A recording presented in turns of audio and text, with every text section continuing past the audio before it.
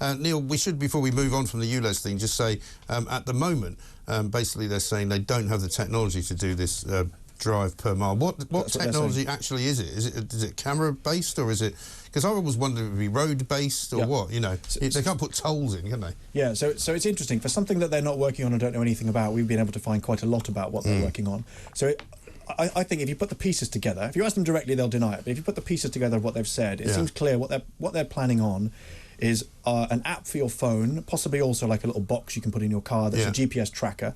Every time you're driving, it clocks up like a taximeter. So you've got a taximeter in your own car, clocking up at the end of your journey. So it's a bit like a sort of tachometer almost. Exactly like that. Which is old technology, isn't it? It is. Well, it would be like a GPS, a bit the same kind of thing that Uber drivers have, of course, that tracks them moving around, except you using your own car.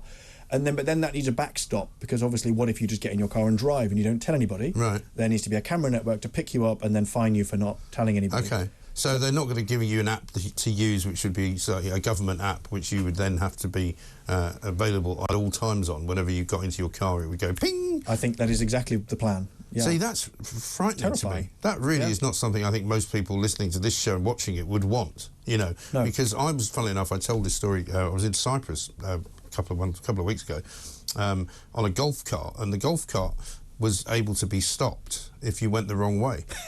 So, like, you know, it was one of these courses, it was very, you know, long Big Brother is watching and he's got a big red button. And suddenly, if you weren't sure which way you were going, it would just stop and it would give you a warning and say, please go back, this is not a cartway or whatever.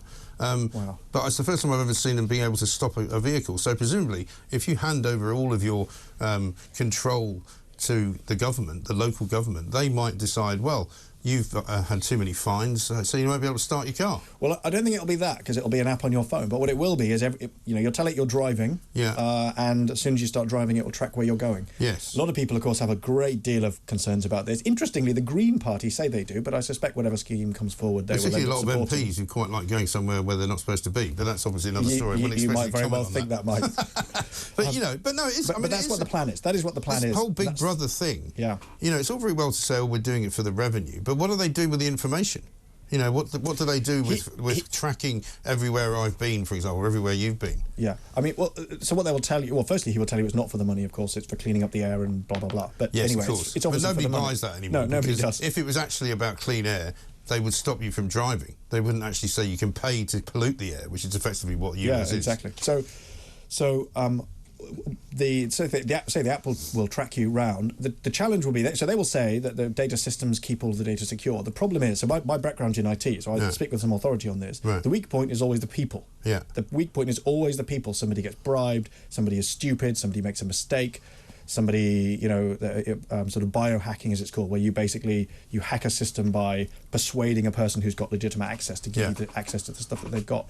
People, or even just people may leak it just for their own ego, because they get to go and talk to a journalist and then see what they've said, an inside source says, this is how this information will come out, even without it being hacked, and of course it may yet also be hacked. And I mean, one of the big problems that we've got in this country at the moment, and I speak to you as an elected representative of an area, is that people feel disenfranchised to a large extent from their representatives. They feel as though you guys spend our money without really much regard for where it's come from and what's going to happen when you do spend it. And I'm not accusing you, obviously, because you're not in power at the moment in that building.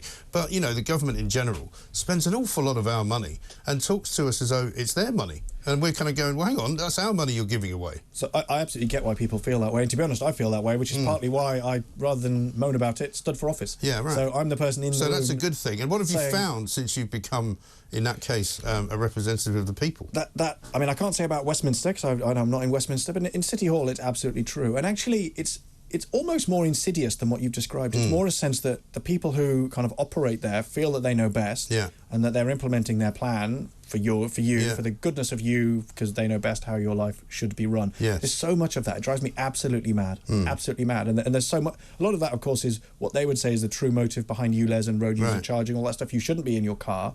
The explicit purpose of the policy is to price people off the road so that rich people are on the roads. They don't say that bit out loud, but it would mean that you're supposed to not be in your car. You're supposed to be on your bicycle. The people who are damaged mostly by these kinds of green policies, and they are green policies to a large extent, or at least people are hiding behind the green energy campaign. We've got this story in the Telegraph today about Labour wanting 3,000 more wind turbines for their net zero plan to come into effect. I was listening to a climate change expert this morning on another station saying that basically they know that even if we were to stop all emissions, every single emission in the world today, nothing would change for decades. Nothing would change for decades. And we've got these alarmists telling us that, you know, the hot weather in Italy and Spain and even in the desert in Death Valley in America is hotter than it's ever been. It's very hot in Death Valley, apparently, again. In fact, it's always hot in Death Valley. But, you know, these alarmists are really, you know, getting to people. There are young people nowadays who suffer from climate anxiety, apparently, because they're worried the world's going to end. I mean, I do think... So I think a couple of things about that. One is, I think that it has become almost cult-like, which I think is unhelpful. So if the message that they're trying to convey is, this is an urgent problem, we need to do something about it, then telling people that it's a catastrophe and the sky's falling down, it makes people feel that the whole thing's hopeless, so why bother? Right. So is it counterproductive? Yeah, or it's over-the-top alarmist and it's not worth paying any attention to. Yeah, exactly. It's the sort of Chicken Little problem. Yeah. But the other thing is often the solutions they advocate are unhelpful. I mean, I think that if the objective is to decarbonise our electricity and also to electrify lots of the stuff that's currently not electrified. That means we need dramatically more electricity. That is zero carbon. Well, the only thing that's going to do that is nuclear, right? And not some wind turbines. Have some wind turbines if you like, but I think that going down that road is a waste of time. We should be just building these new small modular reactors. I wish you were in government in that case, because the government doesn't think that. I remember Grant Shapps saying to me once, "Don't you want to be the world leader in onshore wind?" And I went, "Not really. You know, I'd rather just have cheap energy," which is what people now want. People want cheap energy, and if you could make it cheap and green, then great, people will have it. But if you're going to make it expensive and green, no thanks. Cheap energy and cheap food, these are things I've been talking about for a long time, and people called me mad.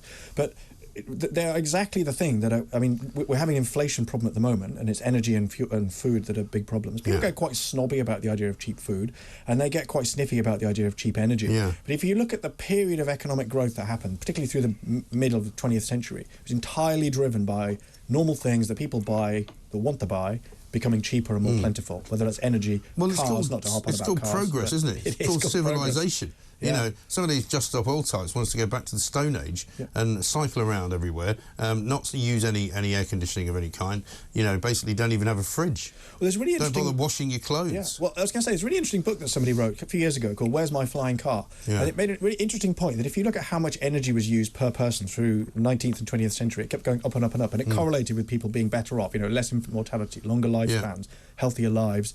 And then it tailed off, and it's continuing to tail off, and we haven't got back on the idea that actually we need to find a way to create abundance of energy, abundance of all the things that we need. Well, there is an abundance of all these things, though. It's just that the people who are supplying those things are telling us that there might not be an abundance if we don't do something about it, and therefore they have to start charging us all kinds of, you know, surcharges in order to safeguard that. But it's a construct. You know, the whole thing is a construct that nobody can actually get their hands on or get their heads around. Well, there is a sort of political consensus. Going back to your point about, you know, political consensus, there is a kind of political consensus that we all need to kind of tuck our belts in a bit, and we need to be very cautious. But that's all very well, apart from the people who are running the country, who are not tucking their belts in at all. I was just going to say that. The people who go on TV, I suppose here I am on TV saying it, but anyway, the people who go on TV and say that earn above average, and I earn above average. I'm not even talking about personally, you know, tightening their belts. I'm talking about the government spending that has been going on.